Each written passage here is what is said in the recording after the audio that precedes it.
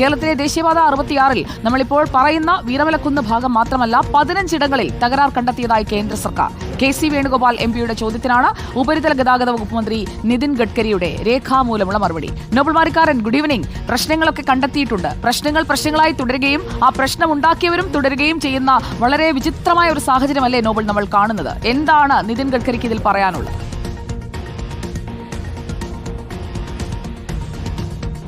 Suja, good evening. എന്താണെങ്കിലും വളരെ വിചിത്രമായ സാഹചര്യമാണ് എന്ന് നിസ്സംശയം പറയാൻ കഴിയും. കാരണം ഈ ദേശീയപാത നിർമ്മാണത്തിന് പിന്നാലെ പല ഘട്ടങ്ങളിലും മണ്ണിടിച്ചിലടക്കമുള്ള കാര്യങ്ങൾ വിവിധ ഇടങ്ങളിലുണ്ടായി. ഇത്തരത്തിൽ അലൈൻമെന്റ് അടക്കമുള്ള കാര്യങ്ങൾ വലിയ തരത്തിൽ പ്രശ്നങ്ങളുണ്ടായി. ഒപ്പം ഈ ഭൂമിയുമായി ബന്ധപ്പെട്ട് നടത്തിയ പരിശോധനകളൊക്കെ പ്രശ്നങ്ങളുണ്ടായി നടക്കമുള്ള നിരവധി കണ്ടെത്തലുകൾ ഈ കഴിഞ്ഞ കുറേ ദിവസങ്ങളായി പുറത്തേക്ക് വന്നുകൊണ്ടിരിക്കുകയാണ്. പ്രത്യേകിച്ച് ഈ വലിയ തരത്തിലുള്ള ഇടിവ് ദേശീയപാതയിൽ ഉണ്ടായതിനു പിന്നാലെയും അത്തരത്തിലുള്ള നിരീക്ഷണങ്ങൾ വന്നു. ഒപ്പം പല കമ്മിറ്റികളും ഇതുമായി ബന്ധപ്പെട്ട കാര്യങ്ങൾ പഠിക്കാൻ ശ്രമിച്ചു. അത്തരത്തിൽ പഠിച്ച് റിപ്പോർട്ട് കേന്ദ്ര സർക്കാർ നൽകി. പക്ഷേ അപ്പോഴും നേരത്തെ സൂചിപ്പിച്ചതുപോലെ തന്നെ ഈ മെഗാ കൺസ്ട്രക്ഷൻ അടക്കമുള്ള കമ്പനികൾ ഇപ്പോഴും ഇതിൽ പ്രവർത്തനം തുടർന്നുകൊണ്ടിരിക്കുക. അല്പം മുമ്പ് സംസാരിച്ച രാജ്മോഹൻ ഉണ്ണിത്താൻ അടക്കമുള്ളവരും വ്യക്തമാക്കിയ സമാനമായ സാഹചര്യം തന്നെ. പലയിടത്തും മണ്ണിടിഞ്ഞതിന് പിന്നാലെ ഈ മണ്ണ് ആരും അറിയാതെ അവിടെ നിന്ന് കൊണ്ടുപോകുന്ന സാഹചര്യം വരെ ഉണ്ടായി എന്നടക്കമുള്ള വിമർശനങ്ങൾ ഉണ്ടായിട്ടുണ്ട്. അതായത് കെ.സി. വേണുഗോപാൽ ഇപ്പോൾ നിതിൻ ഗഡ്കരിയോട് ചോദിച്ച ചോദ്യങ്ങൾ കിട്ടിയ മറുപടിയിലാണ് 15 ഇടത്ത് ദേശീയപാത 66-ൽ ഇത്തരത്തിൽ പ്രശ്നങ്ങൾ ഉണ്ട് എന്ന വ്യക്തമാക്കുന്ന കാര്യം ഇപ്പോൾ രേഖാമൂലം നൽകിയിരിക്കുന്ന മറുപടിയിൽ ഉള്ളത്. വിവിധ മേഖലകൾ, അതിപ്പോൾ കൊല്ലത്ത് ചവറ ഭാഗത്താണെങ്കിലും അതോടൊപ്പം തന്നെ നീരാവിലാണെങ്കിലും അത്തരത്തിൽ വിവിധ മേഖലകൾ 15 ഇടങ്ങളിൽ ഇത്തരത്തിൽ പ്രശ്നങ്ങൾ ഉണ്ട് എന്നാണ്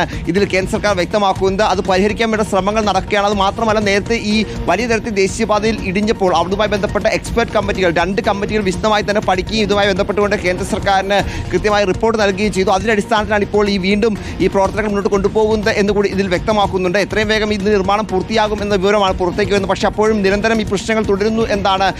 പ്രശ്നങ്ങൾ 15 ഇടത്താണ്, 1-2 ഇടങ്ങളിലല്ല. വലിയൊരു അപകടം ദേശീയപാതയിൽ നമ്മൾ ഷിരൂരിൽ കണ്ടതുപോലെയുള്ള വലിയ അപകടം ഉണ്ടായതിനു ശേഷം അതിന് നടപടിയെടുക്കാൻ കാത്തിരിക്കുകയാണോ? അതാണ് NHAയോടുള്ള ചോദ്യം. NHAയുടെ പ്രോജക്ട് ഡയറക്ടർ അടക്കം മറുപടി